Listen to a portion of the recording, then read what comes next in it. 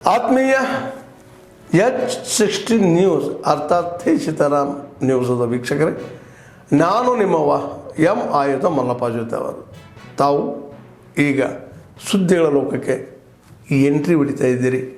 ಈ ಸುದ್ದಿಗಳನ್ನು ಪ್ರತಿಯೊಂದು ನೋಡೋ ಜೊತೆಗೆ ನಿಮ್ಮ ಅಭಿಪ್ರಾಯಗಳನ್ನು ಹಂಚ್ತಾ ಇರಿ. ಯಾಕಂದರೆ ಈ ಸುದ್ದಿಗಳು ನಿಮಗಾಗಿ, ನಿಮ್ಮ ಬದುಕಿಗಾಗಿ, ನಿಮ್ಮ ವೈಚಾರಿಕೆಗಾಗಿ, ನಿಮ್ಮ ತಿಳುವಳಿಕೆಗಾಗಿಯೂ ನಿಮಗೂ ಗೊತ್ತು. ಜೊತೆಗೆ ನಮಗೂ ನಿಮ್ಮೊಂದಿಗೆ ಇದೊಂದು ಮಾತಾಡುವಂಥ ಜೊತೆಗೆ ಸುದ್ದಿಗಳನ್ನು ಬಿಡುವಂಥ ಕೆಲಸ. ಈ ಕೆಲಸದಲ್ಲಿ ನಾವು ನಿಮ್ಮೊಂದಿಗಿದ್ದೀವಿ ಅಂತ ಹೇಳ್ತಾ ನೋಡ್ತಾ ಇರಿ ಸುದ್ದಿಗಳನ್ನು. ನೋಡೋಣ, ಈಗಂತೂ ಮುಗಿದಿದೆ.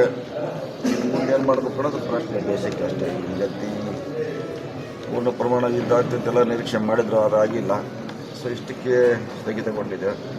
ಮುಂದೆ ದೇಶವನ್ನು ಯಾವ ರೀತಿ ಕಟ್ಟಬೇಕು, ಬೆಳೆಸಬೇಕು ಅನ್ನೋದು ದೇಶಕ್ಕಿರೋಂಥ ಚಾಲೆಂಜ್. ಸರ್, ಈಗ ಸೋಷಿಯಲ್ ಮೀಡಿಯಾದಲ್ಲಿ ಒಂದು ವಿಚಾರ ಬಹಳಷ್ಟು ಪ್ರಸ್ತಾಪ ಆಗ್ತಾ ಇದೆ. ಇಂದಿರಾ ಗಾಂಧಿ 1971ರಲ್ಲಿ ಏನು ಅವ್ರು ಮಾಡಿದ್ರು ಅದೇ ಮಾದರಿಯಲ್ಲಿ ಮೋದಿ ಅವ್ರು ಮಾಡಬೇಕಾಗಿತ್ತು ಅನ್ನೋ ಒಂದು ವಿಚಾರ.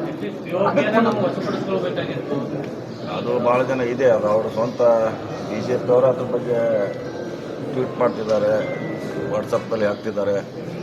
ಇದನ್ನು ನಿಲ್ಲಿಸಬಾರ್ದು ಅಂತ ಭಾಳ ಜನ ಅಭಿಪ್ರಾಯ, ಇನ್ಕ್ಲೂಡಿಂಗ್ BJP ಅವರು. ಅವ್ರಿಗೆ ನಿಂತಿದೆ, ಏನು ಮಾಡಲಿಕ್ಕೆ ಆಗೋದು. ಸರ್, ಮಧ್ಯಪ್ರವೇಶ ಮಾಡಿದ್ದಕ್ಕೆ ಆಕ್ಷೇಪ ಇದೆ ಸರ್ ಟ್ರಂಪ್ ಅವರು.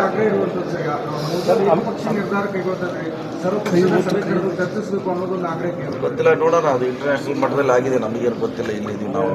ಒಂದು ದಿವಸ ಅವ್ರಿಗೆ ಬಂದೇ ಬರ್ತೈತಿ. ಯಾಕೆ ಟ್ರಂಪ್ ಮಧ್ಯಸ್ಥಿಕೆ ವಹಿಸಿದ್ರು, ಯಾರು ಅವರಿಗೆ ರಿಕ್ವೆಸ್ಟ್ ಮಾಡ್ಕೊಂಡಿದ್ರು ಅನ್ನೋದು ಒಂದು ದಿವಸ ಯಾವಾಗ ಯಾರು ಅವರಿಗೆ ರಿಕ್ವೆಸ್ಟ್ ಮಾಡೋದು ಹೊರಗೆ ಬರ್ತೈತೆ. ನೋಡೋಣ, ಕಾದು ನೋಡಬೇಕಷ್ಟೇ. ಸರ್, 26 ಜನರಿಗೆ ಈಗ ನ್ಯಾಯ ಸಿಗ್ತಾ ಅಂತೀರಾ ಸರ್? ಇಲ್ಲ, ಸಿಕ್ಕಿಲ್ಲ. ನ್ಯಾಯ ಖಂಡಿತವಾಗಿ ಸಿಕ್ಕಿಲ್ಲ. ಸೊ ಅದಕ್ಕೆ ಮತ್ತೆ ಕಾಯ್ಬೇಕಾಗ್ತದೆ. ಅವ್ರಿಗೆ ದುಡ್ಡು ಕೊಡೋದು ಫೈನಲ್ ಮಾಡಿದ್ವಿ. ನಾನು ಒಂದು ಹಂತಕ್ಕೆ ಬಂದಿದೆ. ದುಡ್ಡು ಅಂತ ಒಂದು CM ಕೂಡ ಒಪ್ಪಿದ್ದಾರೆ.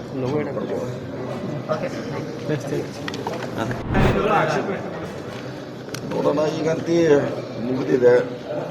ಮುಂದೇನು ಮಾಡಬೇಕು ಅನ್ನೋದು ಪ್ರಶ್ನೆ ದೇಶಕ್ಕೆ ಅಷ್ಟೇ. ಈಗಂತೂ ಪೂರ್ಣ ಪ್ರಮಾಣ ಯುದ್ಧ ಆಗ್ತಿದ್ದೆಲ್ಲ ನಿರೀಕ್ಷೆ ಮಾಡಿದ್ರು, ಅದಾಗಿಲ್ಲ. ಸೊ ಇಷ್ಟಕ್ಕೆ ಸ್ಥಗಿತಗೊಂಡಿದೆ.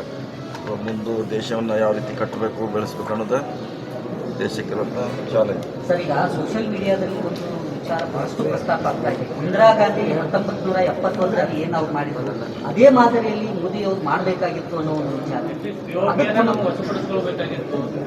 ಅದು ಭಾಳ ಜನ ಇದೆ. ಅದು ಅವರು ಸ್ವಂತ BJP ಅವರು ಅದ್ರ ಬಗ್ಗೆ ಟ್ವೀಟ್ ಮಾಡ್ತಿದ್ದಾರೆ, ವಾಟ್ಸಪ್ಪಲ್ಲಿ ಹಾಕ್ತಿದ್ದಾರೆ. ಇದನ್ನು ನಿಲ್ಲಿಸಬಾರ್ದು ಅಂತ ಭಾಳ ಜನ ಅಭಿಪ್ರಾಯ, ಇನ್ಕ್ಲೂಡಿಂಗ್ BJP ಅವರು. ಅವ್ರಿಗೆ ನಿಂತಿದೆ, ಏನು ಮಾಡಲಿಕ್ಕೆ ಆಗೋದು.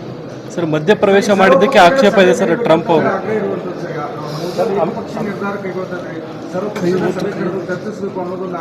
ಗೊತ್ತಿಲ್ಲ, ನೋಡೋಣ. ಅದು ಇಂಟರ್ನ್ಯಾಷನಲ್ ಮಟ್ಟದಲ್ಲಿ ಆಗಿದೆ, ನಮಗೇನು ಗೊತ್ತಿಲ್ಲ. ಇಲ್ಲಿದ್ದೀವಿ ನಾವು.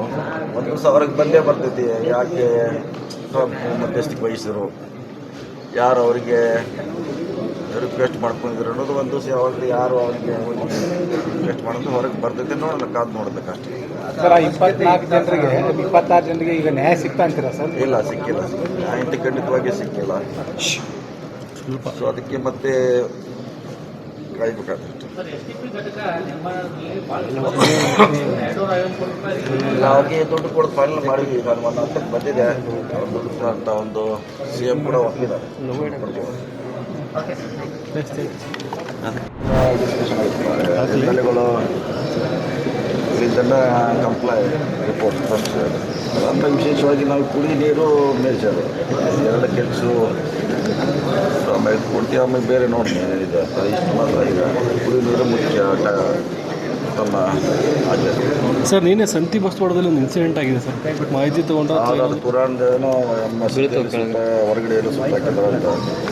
ಈಗಾಗಲೇ ಸೋಮೋಟೋ ಕಂಪ್ಲೀಟ್ ಆಗಿದೆ. ಅದು ಪೊಲೀಸ್ ವಿಷಯ ಮಾಡ್ತಿದ್ದಾರೆ. ಸೊ ಅದು ಆಗ್ದಂಗೆ ನಮ್ಮವರು ಅಲ್ಲಿ ಅವರು ಕೂಡ ಪ್ರಿಕಾಷನ್ ತೊಗೋಬೇಕು. ಯಾಕಂದ್ರೆ ಅಲ್ಲಿ ಯಾರೂ ಇರಲಿಲ್ಲ ಅಂತ. CCTV ಕ್ಯಾಮ್ರಾ ಕೂಡ ಅಲ್ಲಿ ಇರಲಿಲ್ಲ. ಸೊ ಇದು ದಿವಸ ಜಾಸ್ತಿ ಆಗ್ತಾ ಇದೆ. ಸೊ ನಾವು ಕೂಡ ಅದನ್ನು ಪ್ರೊಟೆಕ್ಟ್ ಮಾಡಲಿಕ್ಕೆ ಪ್ರಯತ್ನ ಮಾಡಬೇಕು. Sir, crime Belgaum sir commissioner ಲಿಮಿಟಲ್ಲಿ ಈಗ ಕ್ರೈಮ್ಸ್ ಭಾಳ ಆಗ್ತಾ ಇದೆ ಸರ್.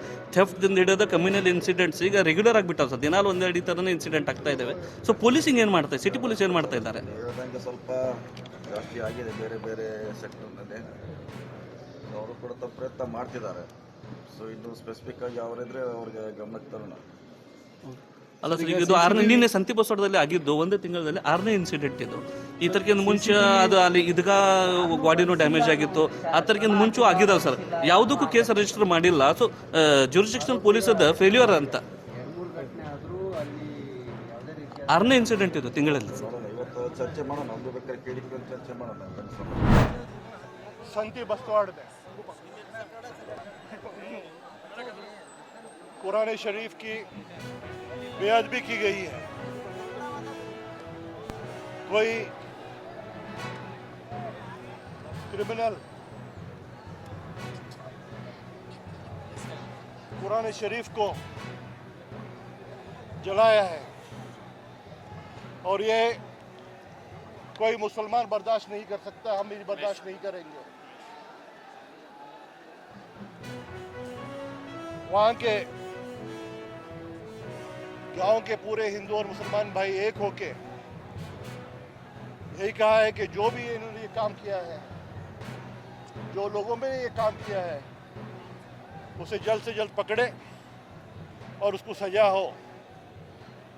हमने यहाँ पे पुलिस कमिश्नर साहब से बात की है और पुलिस कमिश्नर से ने वादा किया है कि 3 दिन के अंदर जो असली मुजरिम है उसे पकड़ेंगे और सजा देंगे।